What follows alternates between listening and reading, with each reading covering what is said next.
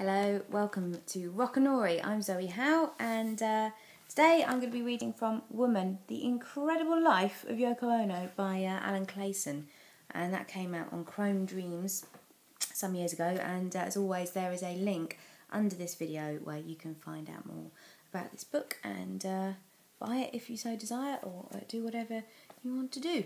Right, today I'm going to be reading about from the part of the book where Yoko and John first meet in 1966 at her exhibition in London. So I hope you enjoy the reading and just sit back and listen-a-vous.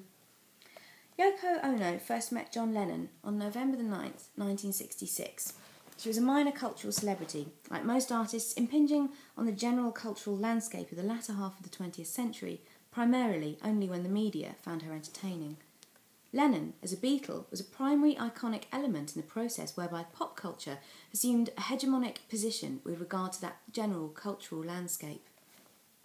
Their subsequent relationship not only ensured that Yoko was immediately promoted to a position of major mainstream cultural importance, it also created a first template for the postmodern cult of celebrity. Their subsequent relationship enabled Yoko's previous work, confined beforehand to the lofts, galleries and concepts of the marginal Fluxus movement, to have an unimagined effect upon mainstream culture. The relationship also afforded Yoko the security with which to examine fully and to confront the demons and the forces that oppressed her as an individual and as an Asian woman, and the opportunity to publicly fight back. And in the process, the relationship effectively exhausted her ability to work as an artist, steadily narrowing her creativity into the limited conventions of pop culture. When they first met on that November day in 1966, Yoko's creativity was at full conceptual play. She was preparing an exhibition of her work entitled Unfinished Paintings and Objects at the Indica Gallery when the owner of the gallery, John Dunbar, arrived with John Lennon for a preview visit. Dunbar often invited Lennon and Paul McCartney to exhibitions at the Indica. Dunbar had phoned John and excited his interest by telling him about Yoko's bag piece, whereby Yoko climbed into a bag with a friend while the audience wondered whether they were having sex or not. In the event, John enjoyed the playful imagination and wit of Yoko's work, and would always retell in interviews how delighted he was with the positivity of sealing... My cat's just arrived. Hello. Sorry about that. Of ceiling painting, yes painting, where visitors climbed a ladder to examine a black canvas in a frame, looked through a magnifying glass, and found the white dot in the centre was actually the word yes painted there. John was looking at Yoko's hammer and nail in piece, which invited the viewer to hammer a nail into the canvas when they were first introduced to each other by Dunbar. Yoko was still preoccupied with ensuring the exhibition was ready for the public opening. When John wanted to hammer a nail into the canvas, Yoko, who wanted her canvas to remain blank until the exhibition officially opened, said it would cost him 5 shillings. Fortunately, John never carried any money, so he paid her an imaginary 5 shillings, hammered in an imaginary nail, and the canvas remained in pristine condition. John, however, hadn't given up hope of a bag event taking place, and asked her, "Where's this happening?" Yoko presented him with a card with the instruction, "Breathe," on it. He responded by leaning forward and panting like a dog. Although Yoko found John's exuberant behaviour worrying, she was nonetheless impressed both by Lennon's physical presence and by his ability to play conceptual games. On his way out, John passed an apple on a pedestal with a £200 price tag attached to it. He looked at it, picked it up, took a bite from it.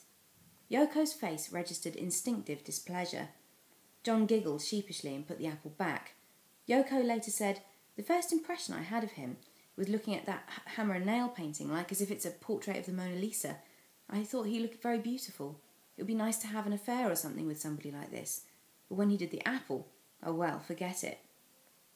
After the Indica exhibition, Yoko's next project was a film, Bottoms, co-produced with her husband Tony. Yoko later said she'd noticed how, unlike faces, people are unable to control the movement of their buttocks. Cabinet ministers and labourers, beautiful women and ugly women are all equal when they take their clothes off. Their bottoms all have innocent looks beyond their control, she explained. Over 2 days of filming, the various bottoms that answered a newspaper advertisement produced a film that lasted over 2 hours, with each bottom receiving 20 seconds of film time. Unfortunately, the British Board of Film Censors noted that other more controversial parts of the human anatomy also featured in some of the sections and refused to give the film a certificate for distribution. Yoko and Tony picketed the offices of the BBFC, which ensured some typically condescending coverage in the press. An application for a permit to show the film at the Royal Albert Hall was refused. When Fleet Street critics finally did have an opportunity to review the film, they were generally unsympathetic, prompting Yoko to write in defence of her work in International Times, emphasising the playful, humorous and participatory elements of the film. Yoko and Tony continued to attract press attention throughout the summer of 1967. They were arrested for dancing naked in Belgium, and in August, Yoko tied herself in a bag to a lion in Trafalgar Square, using the press for peace, as she later said. Meanwhile, Yoko had also been meeting John Lennon again. He, in the company of Paul McCartney, was at the opening of an exhibition by Claes Oldenburg that Yoko went to, and he also attended her performance at the 14-hour Technicolor Dream event at Alexandra Palace in April. As part of her continuing programme of self-promotion, Yoko sent out copies of her book, Grapefruit, to various media figures, including a copy to John, whilst he was in Abbey Road Studios, recording Sgt. Pepper's Lonely Hearts Club Band. He was intrigued by the book, which consists of instructions that begin with the imperative imagine. He invited her to his mock Tudor house, Kenwood, in Weybridge, and asked if he could purchase a lighthouse, one of the imaginary articles included in the list of conceptual merchandise included with the book. Despite this instance of John's apparent misunderstanding of conceptual art, their friendship continued to develop, initially through phone calls. On one occasion, Yoko telephoned him to ask if he'd contribute to a book of 20th century music scores by being compiled by her fellow avant-garde artist, John Cage.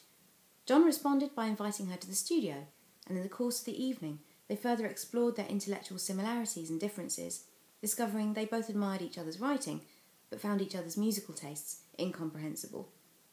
I'm going to leave it there, but that was from Woman, The Incredible Life of Yoko Ono by Alan Clayson. So I hope you enjoyed that reading, and stay tuned for further rock and roll readery on this here channel, and in the meantime, farewell.